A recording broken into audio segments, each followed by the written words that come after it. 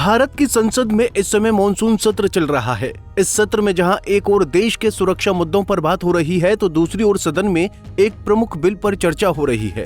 ये बिल था income tax bill 2025।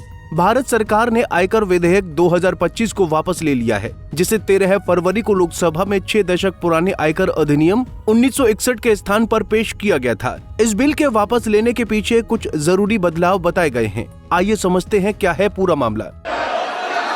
माननीय वित्त मंत्री जी, Sir, with your permission, I rise to move for leave to withdraw the Income Tax Bill 2025 as reported by the Select Committee.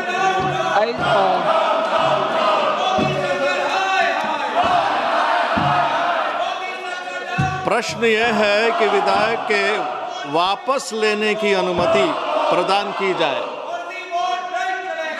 जो सदस्य इसके पक्ष में हैं वो हाँ कहें, जो सदस्य इसके विरोध में है वो ना कहे। मेरे विचार में निर्णय हाँ वालों के पक्ष में हुआ, हाँ वालों के पक्ष में हुआ, अनुमति प्रदान की जाती है। माननीय मंत्री जी अब अपना विधेयक वापस ले सकते हैं। Sir, I withdraw the bill.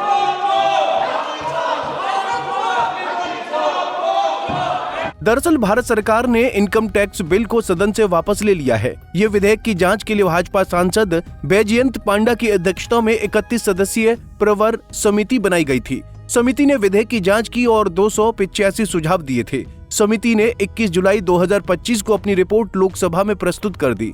केंद्र सरकार ने प्रवर समिति की लगभग सभी सिफारिशें सरकार द्वारा स्वीकार कर ली हैं। इस पर कुछ सुझाव भी प्राप्त हुए हैं, जिन्हें सही विधायी अर्थ प्रदान करने के लिए शामिल करने की आवश्यकता है। आइए समझते हैं वो समस्या क्या है। बिल में किए गए महत्वपूर्ण बदलाव। धारा 21 संपत्ति का वार्षिक मूल्य। समिति ने धारा 21(2) में कुछ फॉर्मेटिंग की समस्याएं पाई हैं, जो खाली पड़ी संपत्तियों के मूल्यांकन को लेकर भ्रम पैदा कर सकती हैं। इसलिए उसने सामान्य क्रम में शब्द हटाने और वास्तविक किराया तथा मान्य किराया के बीच स्पष्ट तुलना जोड़ने की सलाह दी है। ये प्रावधान अब के कानून में पहले से मौजूद है।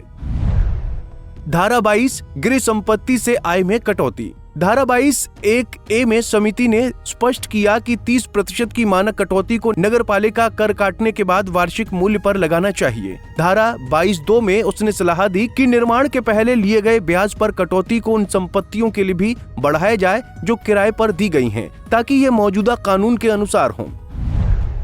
धारा 19 वेतन से कटौती। अनुसूची 8 समिति ने सुझाव दिया कि पेंशन पाने वाले गैर कर्मचारियों को भी कर्मचारियों की तरह अन्य स्रोतों से आय के तहत परिवर्तन पेंशन पर कटौती मिलनी चाहिए।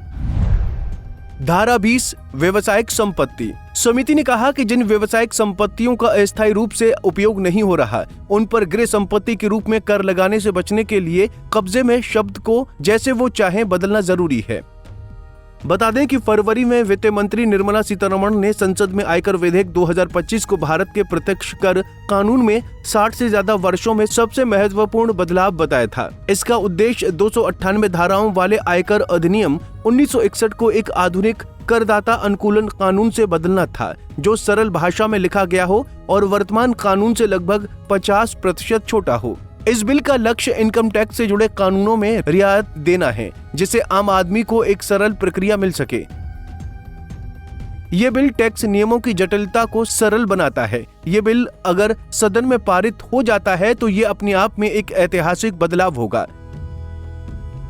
बहरहाल इस समय बिल को वापस ले लिया गया है। आने वाले दिनों में इस बिल को पारित करने की दिशा में क्या कदम उठाए जाते हैं, ये देखने वाली बात होगी।